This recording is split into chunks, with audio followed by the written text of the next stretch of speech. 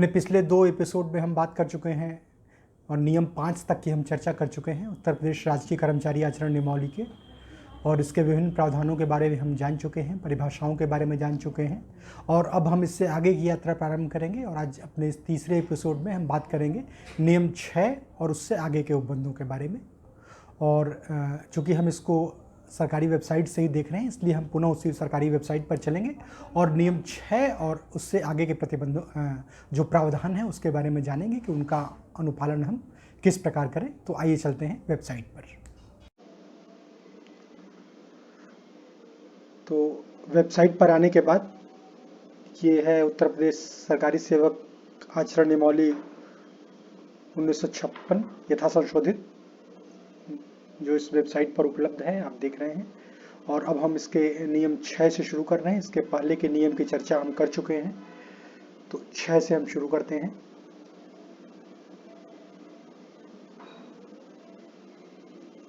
नियम 6 यह व्याख्या करता है कि जो समाचार पत्रों अथवा रेडियो से संबंध रखना, इस संदर्भ में यह व्यवस्था की गई है कि कोई सरकारी कर्मचारी जब तक वो सरकार से अनुमति न ले किसी समाचार पत्र या अन्य नियतकालिक प्रकाशन का पूर्णतः या अंशतः स्वामी नहीं होगा, न उसका संचालन करेगा और न उसके संपादन या प्रबंधन में भाग लेगा। इसी का नियम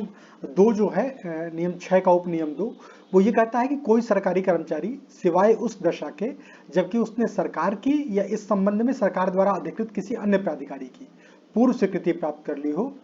अथवा जब वो अपने कर्तव्यों का सद्भाव से निर्वहन कर रहा हो, किसी रेडियो प्रसारण में भाग नहीं लेगा या किसी समाचार पत्र या पत्रिका को लेख नहीं भेजेगा, और गुमनाम से, अपने नाम से या किसी अन्य व्यक्ति के नाम से किसी समाचार पत्र या पत्रिका को कोई पत्र नहीं लिखेगा। लेकिन ये इसमें छूट ये दे रहे हैं कि यदि कोई प्रसारण या लेख का ऐसा स्वरूप हो कि वो साहित्यिक, कलात्मक अथवा वैज्ञानिक किसी विषय पर आप लिख रहे हो, तो ऐसे स्वीकृति पत्र के प्राप्त करने की आवश्यकता नहीं होगी। अर्थात इसमें आपको ये कह दिया गया कि आप किसी समाचार पत्र का नियत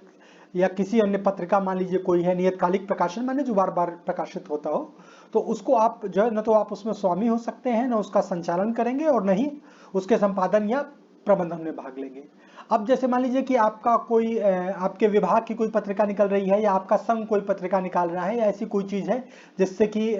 लोगों का ज्ञानवर्धन होता हो या आपके संघ के सदस्यों का ज्ञानवर्धन होता है, तो अगर उसको भी आप निकालना चाहते हैं तो आपको सरकार की पहले अनुमति लेनी होगी या सरकार ने जिस अधिकारी को अधिकृत किया हुआ है उससे आपको अनुमति प्राप्त करनी होगी और उसके बाद ही आप उस पत्रिका को निकाल पाएंगे, वही उचित रहेगा आपके लिए। दूसरी चीज ये कह रहा है कि अगर मान लीजिए कि आप अपने कर्तव्यों का सद्भाव से निर्वहन कर रहे हैं, जैसे मान लीजिए कि आपके विभाग की कोई स्कीम है और उस स्कीम को आपको प्रचारित करना है जनता के बीच में, सरकार ने आदेश कर रखा है कि इस योजना का कोई आपने योजना प्रसारित कर रखी है, कोई छूट की कर रखी है, कोई ब्याज माफी योजना आपकी आई हुई है, कोई दंड माफी योजना आपकी आई हुई है, या मान लीजिए जैसे जीएसटी विभाग है उसमें पंजीयन बढ़ाने की योजना आई हुई है। तो ऐसी किसी भी योजना के लिए जिसमें इसमें आप अपने कर्तव्यों का सद्भाव से निर्वहन कर रहे हैं, तो उसके प्रचार के लिए यदि आप कोई काम कर रहे हैं तो उसके लिए आपको सरकारी अनुमति की आवश्यकता नहीं होगी, अगर आप, क्योंकि आप वो अपने पद के कर्तव्यों के निर्वहन में कर रहे हैं। सरकार ने आपको आदेश दे रखा है कि आप इस योजना का प्रचार प्रसार कीजिए, तो उसके लिए मान लीजिए आप किसी रेडियो प्रसारण में भाग ले लेते हैं या कोई चीज आप ऐसा प्रचार उसका करते हैं, तो उस पर यह लागू नहीं होगा, वो चीज आप कर सकते हैं। लेकिन इसके अतिरिक्त आप कोई भी काम या कोई भी लेख या कोई भी चीज आप जो है किसी पत्रिका को या उसको नहीं भेज सकते हैं।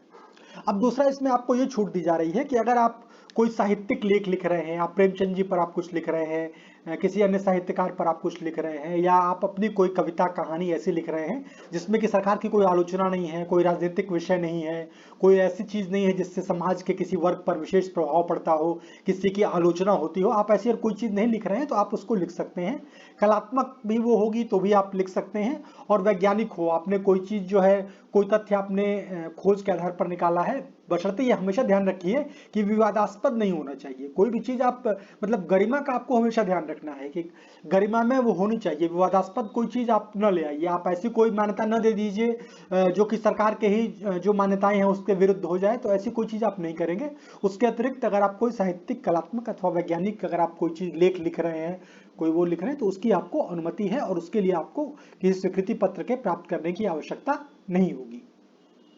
इस संदर्भ में शासनादेश भी जारी किया गया है। आप शासनादेश का भी आप अध्ययन कर सकते हैं, क्योंकि किताबें लिखने या उसमें किताबों में क्या लिखा जाएगा, या जो आप ये लेख लिख रहे हैं इसमें क्या लिखा जाएगा, या आप पदनाम जैसे है आप अपना उसको आप प्रयोग नहीं कर सकते हैं। जैसे किताब के लिए जो शासनादेश हुआ है उसमें लिखा हुआ है कि आप पदनाम जो है मुख्य पृष्ठ पर आप प्रयोग नहीं कर सकते, लेकिन अंदर के किन्हीं पृष्ठों में अगर कोई परिचय आपका दिया जा रहा है तो उसके अंतर्गत लेखक के पदनाम का जो है जिक्र किया जा सकता है परिचय देने के अंतर्गत। तो ये सारे प्रतिबंध जो है वो शासनादेशों के माध्यम से भी इसको स्पष्ट और किया गया है। तो आप संबंधित शासनादेश का अवलोकन भी आप जरूर कर लें,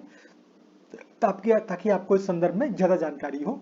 चूंकि मैं करूंगा तो विषय काफी बड़ा हो जाएगा, तो इसलिए मैं भी शासनादेशों का जो है विस्तृत वर्णन नहीं कर रहा हूं। अब अगले नियम पर आते हैं। यह है नियम 7, सरकार की आलोचना। इसमें यह कहा गया है कि कोई भी सरकारी कर्मचारी किसी रेडियो प्रसारण में या गुमनाम से या स्वयं अपने नाम में या किसी अन्य व्यक्ति के नाम में प्रकाशित किसी लेख में या समाचार पत्रों को भेजे गए पत्र में या किसी सार्वजनिक कथन में, यह बेहद महत्वपूर्ण है कि किसी सार्वजनिक कथन में आप कहीं भी किसी भी मंच पर, या कुछ एक ग्रुप है बड़ा उसमें आप चर्चा कर रहे हैं, या आप कहीं भाषण दे रहे हैं उसमें आप बोल रहे हैं, तो ये सब सार्वजनिक कथन के अंतर्गत आएगा। तो किसी भी सार्वजनिक कथन में कोई ऐसा तथ्य या कोई बात या कोई मत व्यक्त नहीं करेगा जिसका प्रभाव यह हो कि आपके जो वरिष्ठ अधिकारी हैं उनके किसी निर्णय की प्रतिकूल आलोचना हो, आप उनके निर्णय की समीक्षा कर रहे हो और उसे गलत ठहरा रहे हो, या उत्तर प्रदेश सरकार, केंद्रीय सरकार, किसी अन्य राज्य सरकार या किसी स्थानीय प्राधिकारी कि किसी चालू या हाल की नीति या कार्य की प्रतिकूल आलोचना हो। ये चीज आप नहीं कर सकते। आपको विशेष ध्यान रखना है कि किसी सार्वजनिक कथन में ये काम आप नहीं कर सकते कि आप किसी की आलोचना करना शुरू कर दें। व्यक्तिगत विश्वास आपका नहीं होगा। आप सरकार के अंग हैं और सरकार के अंग के रूप में आपको सरकार के विरोध में नहीं बोलना है, जिससे उत्तर प्रदेश सरकार और केंद्रीय सरकार या किसी अन्य राज्य की सरकार के आपसी संबंधों में उलझन पैदा हो सकती है। ऐसा कोई कथ्य आपको नहीं करना है जिससे केंद्रीय सरकार या किसी विदेशी राज्य सरकार के आपसी संबंधों में उलझन पैदा हो सकती हो। ऐसा भी कोई स्टेटमेंट आपको सार्वजनिक नहीं देना है, नहीं कहीं आपको लिखना है। लेकिन ये बात अगर आपको अपने पद के कर्तव्य के निर्वहन में अगर ये करनी हो तो आप कर सकती हैं, या आपको किसी जो है यही काम आपको दिया गया है, मान लीजिए आप राजदूत हैं, आपको कोई चीज कहनी है, बतानी है, अपना पक्ष रखना है, या आप किसी भी ऐसे पद पर हैं, आप जिलाधिकारी हैं और आपको किसी कथ्य पर अपना वो देना है, अपना स्टेटमेंट देना है, और वो सरकार की आपको सरकार ने जो आपको पद दिया है उसके दायित्वों के निर्वहन में आपको वो देना है, वो स्टेटमेंट देना है, तो आप दे सकते हैं। इसके लिए लागू नहीं होगा ये। शेष आपको किसी चीज की आलोचना नहीं करनी है, किसी भी आपको अपना स्टेटमेंट कोई सार्वजनिक मंच पर किसी नहीं देना है। अब इसको और उदाहरण के माध्यम से समझाया गया है इस नियम को और कहा गया है कि अगर कोई सरकारी कर्मचारी आपके यहाँ मान लीजिए है आपके साथ का, उसको सरकार ने नौकरी से बर्खास्त कर दिया, तो आप जो है ये नहीं कहेंगे किसी मंच पर जाकर के आप भाषण नहीं दे देंगे कि ये जो है दंड अत्यधिक है, अवैधानिक है, अवैध है, अन्यायपूर्ण है, क्योंकि उसके सुनने के लिए अतिरिक्त अन्य मंच हैं। सरकार ने पूरी व्यवस्था बनाई हुई है कि यदि कोई दोषी कोई गलत कोई आदेश होता है तो उसके लिए ट्रिब्यूनल में अपील होती है, उसके वरिष्ठ अधिकारी के यहाँ अपील होती है, माननीय उच्च न्यायालय है, माननीय उच्चतम न्यायालय। ये आपका अधिकार क्षेत्र नहीं है कि आप उसको जो है दंड को गलत बताएं, क्योंकि एक सरकारी जो उसको शक्तियां मिली हुई है उसके तहत उस अधिकारी ने वो कार्य किया है, तो आपको इसकी आलोचना नहीं करनी है। ये बहुत स्पष्ट है। कोई अधिकारी आपके साथ का या कोई कर्मचारी जो है उसको स्थानांतरित कर दिया गया है, आप उसके विरोध में ये नहीं कह सकते कि ये स्थानांतरण गलत है या ये गलत किया गया है या ये चीज है, क्योंकि जिस व्यक्ति ने भी किया है उसने अपने पदेन दायित्वों के निर्वहन में किया है, और यदि उसमें कुछ गलती भी है तो उसके लिए सरकारी मंच उपलब्ध होते हैं। आपको सार्वजनिक कथन में ये चीजें जो है नहीं लानी है और न ही किसी आंदोलन में इससे संबंधित आपको भाग लेना है, वो गलत है और राजकीय कर्मचारी आचरण नियमावली के इस नियम 6 का वो उल्लंघन होगा, इसलिए आपको वो काम नहीं करना है। ये नियम 7 का उल्लंघन होगा और ये काम आपको नहीं करना है, क्योंकि फिर नियम 7 के तहत आपके विरुद्ध कार्रवाई हो सकती है, और यदि आप कार्रवाई करने वाले हैं, अधिकारी हैं, आपका दायित्व है करना, तो आप नियम 7 का उपयोग उस अधिकारी या कर्मचारी के विरुद्ध कर सकते हैं जिसने ऐसा काम किया है, और उसको यदि कोई चार्जशीट दी जाती है यदि या कोई उसको लघुदंड देने के लिए कोई उसको उत्तर प्रदेश अनुशासन एवं अपील नियमावली 1999 के नियम 10(2) के तहत अगर आप नोटिस देते हैं तो उसमें भी आप इस नियम का उल्लेख कर सकते हैं कि आपने इस चीज की आलोचना की है या ये गलत काम आपने किया है। उदाहरणों में चीजें और स्पष्ट है कि आप सरकार की किसी नीति की आलोचना नहीं कर सकते, आप जो है कर दर के संबंध में कोई